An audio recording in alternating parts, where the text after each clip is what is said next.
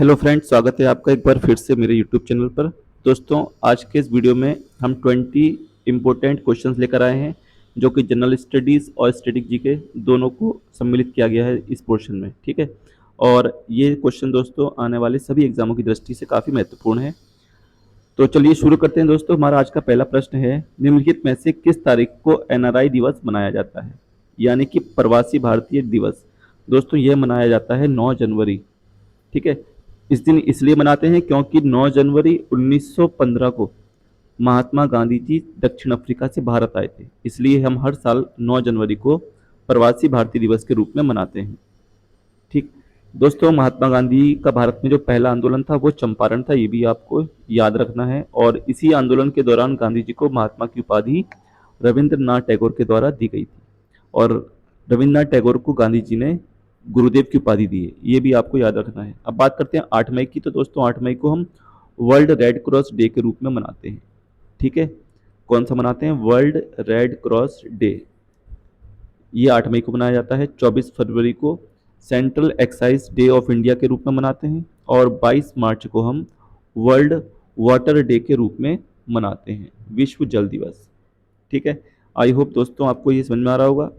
ठीक है, अगला प्रश्न देखते हैं, ऑस्ट्रेलिया की संसद का नाम क्या है? तो दोस्तों, जो ऑस्ट्रेलिया की संसद का नाम है वह है पार्लियामेंट। इसका सही उत्तर ऑप्शन बी हो जाएगा। ठीक है, अब बात करते हैं शोरा की। तो दोस्तों, शोरा जो है वो अफगानिस्तान की संसद का नाम है। ठीक है, ये भी आपको याद रखना है, अफगानिस्तान की संसद का नाम शोरा है। पीपुल्स असेंबली दोस्तों इजिप्ट या ये कह लें कि मिस्र की संसद का नाम है। नेशनल पीपल्स असेंबली या नेशनल असेंबली दोस्तों पाकिस्तान की संसद का नाम है। इसके अलावा आप याद रख सकते हैं, ईरान की संसद का नाम मजलिस है, ये भी आपको याद रखना है। ठीक है, अगर बात करें नेपाल की, तो नेपाल की संसद का नाम राष्ट्रीय पंचायत है। ठीक है, इसराइल की संसद का नाम दोस्तों नेसेट है, ये भी आपको याद रखना है। जापान की संसद का नाम डायट है, ये भी आपको याद रखना है। ठीक, अगला प्रश्न देखते हैं दोस्तों, ग्रैंड ट्रंक रोड का निर्माण किसने किया था? तो दोस्तों, जीटी रोड का निर्माण किया था शेर शाह सूरी ने। इसका सही उत्तर ऑप्शन सी हो जाएगा। अब शेर शाह सूरी ने दोस्तों क्या क्या निर्माण करवाया है, तो आप ये भी याद रखेंगे कि रोहतासगढ़ का किला शेर शाह सूरी ने बनवाया है। ठीक है, जो कि बिहार में है। और इसके अलावा इसने एक मस्जिद बनवाई है जिसका नाम है किला ए कुहना। ठीक है, किला ए कुहना ये मस्जिद है दिल्ली में, जो कि शेरशाह सूरी ने बनवाई है। ठीक है, शेरशाह सूरी का दोस्तों जो मकबरा है वह सासाराम बिहार में है। ठीक है, ये भी आपको याद रखना है। अगला प्रश्न देखते हैं, किस युद्ध में शेरशाह ने हुमायूं को हराया और युद्ध में गौर पर अधिकार कर लिया था? तो दोस्तों, यह युद्ध था चौसा का युद्ध 1539 ईस्वी में। और इस युद्ध के बाद शेरशाह, जो कि शेर खां के नाम से जाना जाता था, इसने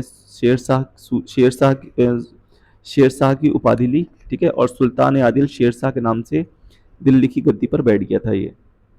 ठीक है, अगला प्रश्न देखते हैं दोस्तों, 1540 में कन्नौज की लड़ाई शेरशाह और किसके बीच लड़ी गई थी? तो दोस्तों, यह लड़ाई भी शेरशाह सूरी और हुमायूं के बीच लड़ी गई थी। इस लड़ाई के बाद शेरशाह सूरी ने पंजाब और सिंध पर अधिकार कर लिया, और जो हुमायूं था वह, ठीक है, भारत छोड़कर 15 सालों के लिए इसको भारत से बाहर खदेड़ दिया गया। और इसी दौरान इसने इन 15 वर्षों के दौरान अपने भाई जो हिंदाल थे, उसके गुरु थे, उनकी लड़की हमीदा बानो बेगम से विवाह किया। 1541 ईस्वी में इनकी शादी हुई थी, और उन्हीं हमीदा बानो बेगम से आगे चलकर इनका एक पुत्र हुआ जिसका नाम था अकबर। ठीक है, चलिए अगला प्रश्न देखते हैं, तानसेन अपने समय का एक महान संगीतकार था, यह किसके दरबार में था? तो दोस्तों, तानसेन जो थे वह अकबर के 9 रत्नों में से एक थे। इसके अलावा बीरबल, अबुल फजल, फैजी, ठीक है, ये सब अकबर के 9 रत्नों में से 9 रत्न थे। इनमें से तानसेन एक प्रमुख संगीतकार था। तानसेन का दोस्तों कुछ कृतियां हैं, रचनाएं हैं, जैसे मियाँ की टोड़ी दोस्तों इनकी रचना है।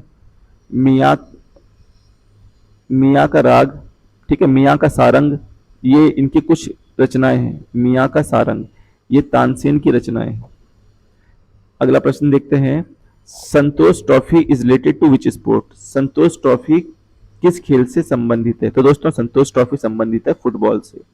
ठीक है, अब दोस्तों इसमें आपको याद रखना है कि जो 2023 का संतोष ट्रॉफी हुआ है, इसमें कर्नाटक विजेता बना है।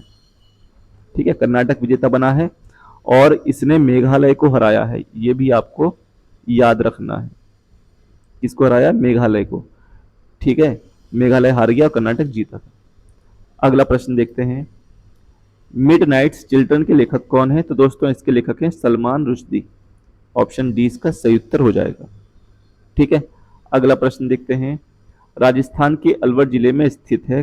ठीक है, तो राजस्थान के दोस्तों अलवर जिले में एक नेशनल पार्क स्थित है जिसका नाम है सरिस्का नेशनल पार्क।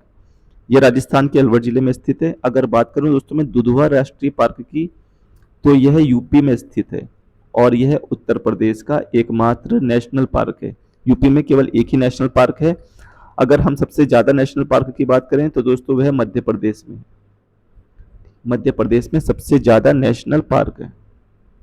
ठीक, अगला प्रश्न देखते हैं दोस्तों, एनोना रेटिकुलाटा किसका वैज्ञानिक नाम है? तो दोस्तों एनोना रेटिकुलाटा शरीफा या फिर कस्टर्ड एप्पल का वैज्ञानिक नाम है। अगला प्रश्न देखते हैं, भारतीय संविधान की प्रस्तावना में निम्न में से कौन से शब्द का उल्लेख नहीं है? तो दोस्तों इनमें से संघीय शब्द का उल्लेख भारतीय संविधान की प्रस्तावना में नहीं है।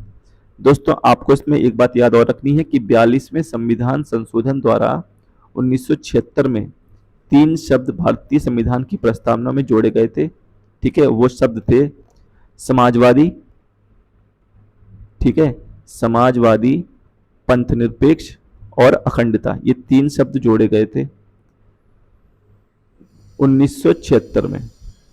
ठीक है, 42वें संविधान संशोधन के द्वारा।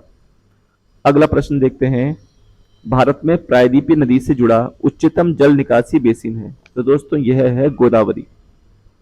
कौन सा है? गोदावरी। गोदावरी दक्षिण भारत की दोस्तों सबसे लंबी नदी है। इसकी जो टोटल लंबाई है वो 1465 किलोमीटर है।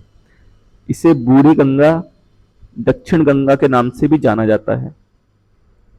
ठीक है, इसकी जो सहायक नदियां हैं वेनगंगा, पेनगंगा, मंजरी, प्राणहिता, इस प्रकार से इसकी ये सहायक नदियां हैं। दोस्तों इसका जो उद्गम है वो त्रयंबक पहाड़ी से होता है और यह पहाड़ी नासिक में है, ये भी आपको याद रखना है। इसका जो मुहाना है वह आंध्र प्रदेश में है। आंध्र प्रदेश के पास मसूलीपट्टनम जगह पड़ती है, वहां पर इसका मुहाना है।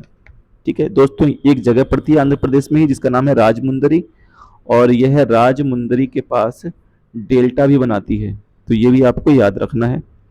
ठीक है, अगला प्रश्न देखते हैं दोस्तों, दर्पणों में से एक के समानांतर प्रकाश की एक किरण दूसरे के समानांतर 2 प्रतिबिंबों से गुजरती है, तो दोनों दर्पणों के बीच का कोण कितना है?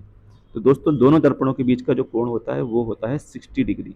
इसका सही उत्तर हो जाएगा ऑप्शन ए।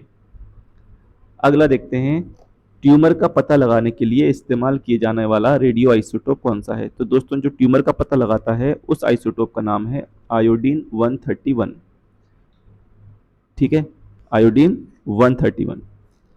ठीक है, अगला प्रश्न देखते हैं, रेडियो धर्मिता की खोज किसके द्वारा की गई थी? तो दोस्तों रेडियो एक्टिविटी की खोज जो थी वो हेनरी बैकुरल के द्वारा की गई थी। इसका सही उत्तर हो जाएगा ऑप्शन बी, हेनरी बैकुरल। ठीक है, अगला प्रश्न देखते हैं, TDSAT judgments are related with which sector?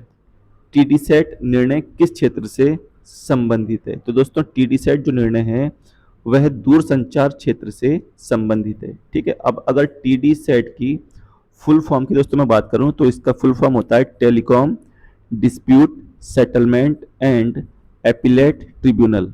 ठीक है, ये इसकी फुल फॉर्म होती है टीडी सेट की। अगला प्रश्न है, निम्नलिखित में से कौन सा राज्य 15 अगस्त 1947 को भारत में शामिल होने के लिए तैयार हुआ था? तो दोस्तों इन चारों में से अगर मैं बात करूं हैदराबाद, जूनागढ़, कश्मीर और मैसूर, तो इसमें से जो मैसूर था वो तो 15 अगस्त 1947 को भारतीय संघ में शामिल हो गया था, लेकिन इसके अलावा जो हैदराबाद था इसे ऑपरेशन पोलो चलाकर, ठीक है, कौन सा? ऑपरेशन पोलो चलाकर भारतीय संघ में शामिल किया गया पुलिस कार्रवाई के द्वारा। ठीक है, इसके अलावा जूनागढ़ को दोस्तों जनमत संग्रह के आधार पर भारत में शामिल किया गया और कश्मीर को विलय पत्र पर हस्ताक्षर करवाकर भारत में शामिल किया गया। तो इसका सही उत्तर हो जाएगा ऑप्शन डी।